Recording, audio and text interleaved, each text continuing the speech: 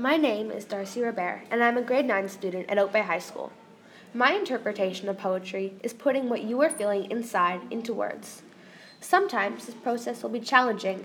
However, being able to explain how you feel inside is one of the most powerful tools one can possess. Throughout this project, I will be delivering many different styles of poetry. I will be mixing my own individual style with the First Nations dynamic. My goal is to create a story within my poems, filled with fluidity and a storyline.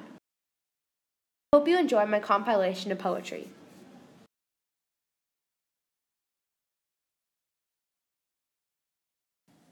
Teepee, enclosure of abiding protection, where we can rejoice and bathe in our culture, a vicinity in which discrimination won't seep through the cracks. Trees have tried to push down the walls, but our determination has built us back up.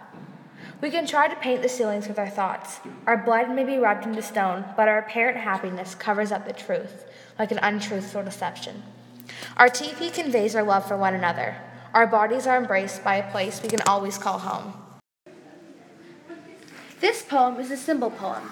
In various lines, I've used the concept of personification. I use this tool because nature has a huge impact in the First Nations culture. The message I was trying to portray was that a teepee is a nostalgic symbol for some people, and it reminds many of home. My poem is entitled Daffodil.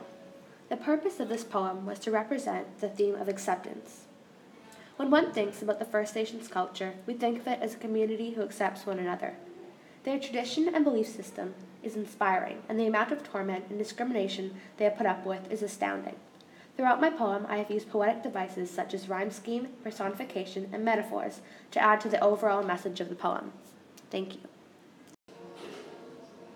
A daffodil among a bed of roses.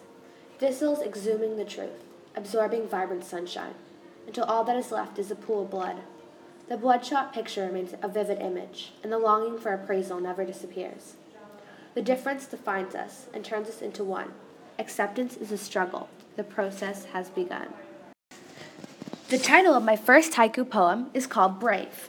Brave uses the tool of alliteration and imagery to create a vivid picture in one's mind while reading the poem. My second haiku poem uses descriptive words to create a better understanding of the poem. It also uses onomatopoeia. Brave. Last lips kiss goodnight. Perpetual pain comes soon. All love is pause. Heartbeat. The most soothing sound is the thump of a heartbeat of a long-lost child. I was inspired to write these two poems by the 7 grandfather teachings. I based my first poem off the teaching of bravery, and the second poem off the teaching of the truth. I hope you enjoyed. In this concrete poem, I used a storyline. My goal was to have the readers to make a connection to the story.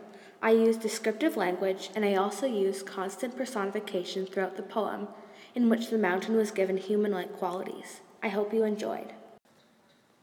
Perspective. The wise mountain is rounded from old age.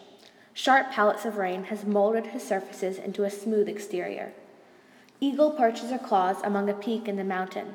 Nostalgia rushes through a body. However, for the wise mountain, the endless view ensures a sense of familiarity. For that view is what has gained him his intuition. For my last poem, I chose to do an acrostic poem. In each line, the first letter will gradually create the title of the poem. In this instance, it spells the word torture. I used descriptive language, and I ended my poem with a rhyme. Torture. Trying to fight through the pain. Our culture disappearing by the second. Remnants of my past nowhere to be seen. Trying to picture my loved ones. All I see are blurry faces. Unraveling what I've known to care for. Residential school must be my fate.